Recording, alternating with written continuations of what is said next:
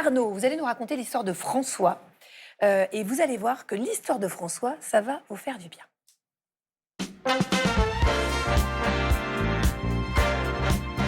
Surtout, moi, je ne le savais pas, vous allez voir que la généalogie, ça passionne vraiment tout le monde. Et c'est pas pour rien que ça fait partie d'un des 3 loisirs préférés des Français, avec le bricolage et le jardin. Mais bon, attention, préparer son arbre généalogique, il faut des méthodes, de la patience. Alors nous, on a eu envie de comprendre, de pousser, comme d'habitude, de pousser toujours plus. Et vous allez voir, c'est un véritable tuto dans ce sujet. Notre journaliste Luc, lui aussi curieux de l'histoire de sa famille, est donc parti à la rencontre d'un passionné. Direction Emerainville dans l'Essonne chez François Sambin, un généalogiste expérimenté. Bonjour François, Bonjour Luc. vous allez bien? Très bien, oui, vous pouvez rentrer. C'est donc ici votre centre de recherche? Voilà, tout à fait. Donc là, vous avez l'ensemble de mon travail, mon bureau, et puis une fresque descendante, c'est-à-dire on prend le patronyme le plus vieux et on va rechercher tous les descendants de cette personne.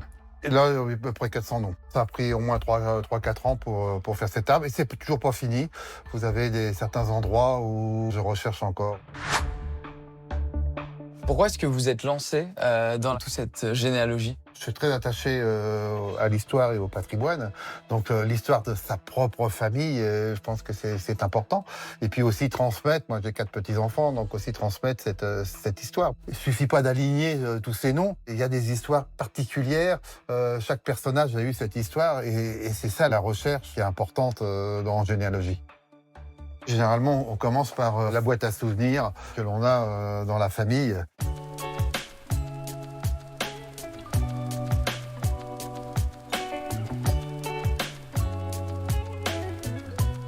Dans les tranchées, mon aïeul.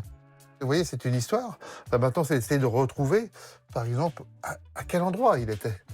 Et je pense que c'est important de pouvoir connaître un petit peu d'où on vient. Voilà, c'est un petit peu une partie de ma propre vie, en fin de compte, que j'ai à travers mes ancêtres.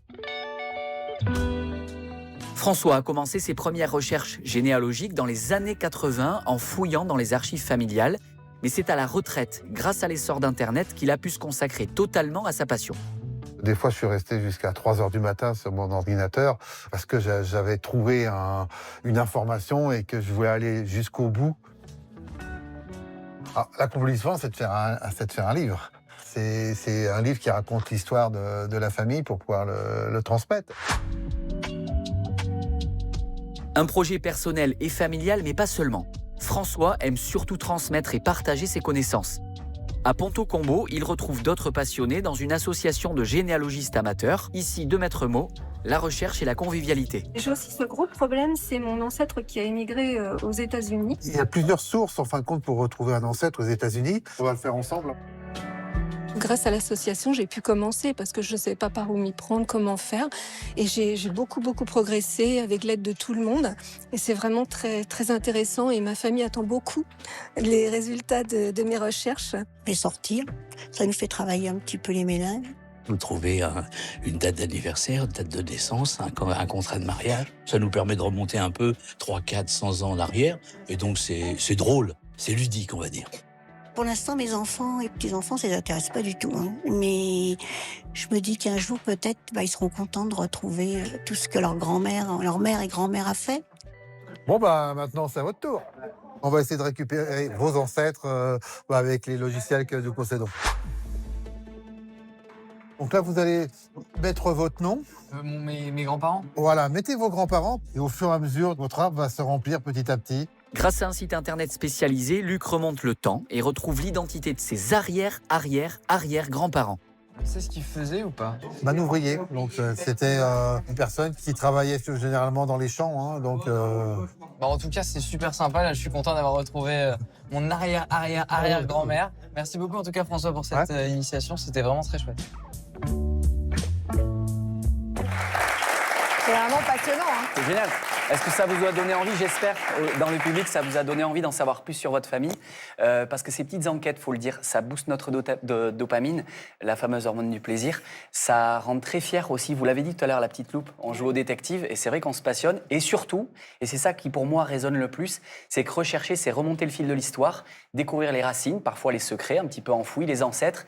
Et c'est surtout, vous l'avez dit Céline très justement, c'est une façon de mieux se connaître soi-même. Et je pense que vous avez fait une très belle étape dans votre vie en remuant tout ça.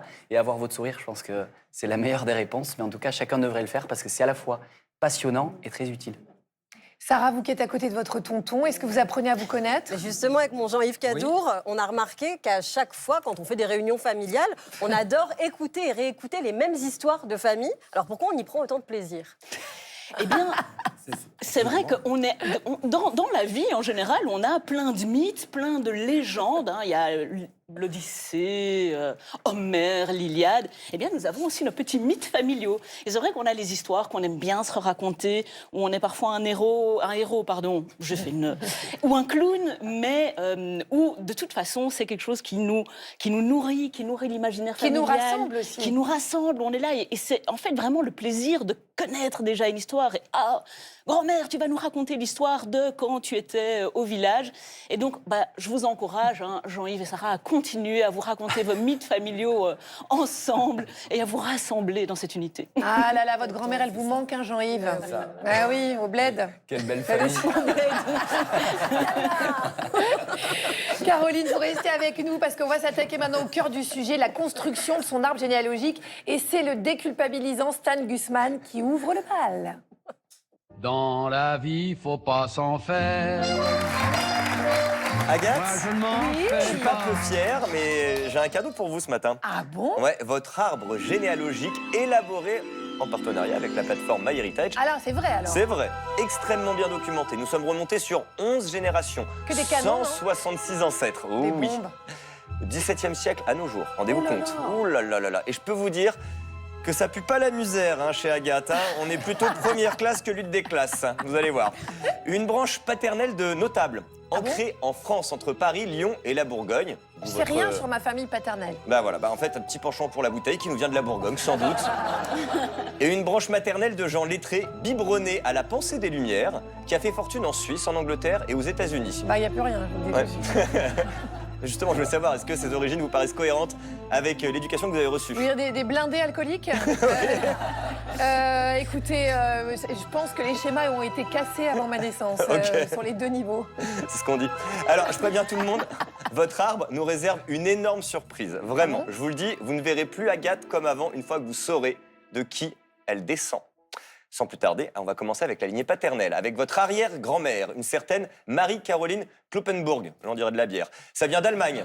Elle s'est installée en France. Et c'est cette fameuse Marie-Caroline qui a donné naissance à votre grand-père, un certain Guy-Albert Georges Le Caron. Mais oui. Il était artiste peintre et il a connu son petit succès à l'époque. Voici ses croûtes, hein, regardez. Oh, c'est hyper beau, c'est la fierté familiale. C'est vrai? Ça se vend bien, ça? Regardez comme c'est joyeux, franchement. C'est hyper joli. Non, il n'y a pas de cote, mais c'est très beau. Ça vient de là, l'aquarelle. Ouais, exactement, exactement. On peut-être. passe au côté maternel. Vous venez d'une grande famille de banquiers protestants. On devait se marrer à la maison. Une très belle lignée puisque votre lointain aïeul Isaac Télusson a été nommé ambassadeur de la République de Genève auprès du roi de France Louis l'air de XVI. famille, hein. Ouais, et qu'il a anobli, lui et sa femme Sarah, en 1782. Et quand on s'intéresse à leur acte de mariage, on découvre que vous avez été cousine au 7e degré avec une illustre princesse. Vous voulez savoir de qui il s'agit, mais je sais que vous le savez un petit peu. Dans le public, vous n'êtes pas prêts. Il s'agit, attendez, de Lady Di. Oh oui, Agathe est cousine au 7e degré avec Lady Di. Vous êtes issu de la famille Spencer et par conséquent, vous êtes la cousine du prince Harry et William. Alors, je vous demande de vous lever pour saluer notre reine. Décidément, Agathe, vous avez tout d'une reine. Sur ce, votre Altesse Sérénissime, je vous laisse. J'ai interdiction de vous montrer les fesses, comme le veut le protocole. Donc je pars en reculant. Bye bye, Stan. Qu'est-ce que vous êtes incroyable, Agathe. Vous êtes une reine, vous êtes Thank ma you very reine. much. God save Agathe. Thank you. Thank you. Vous trouvez que je vous ressemble ou pas? Thank you.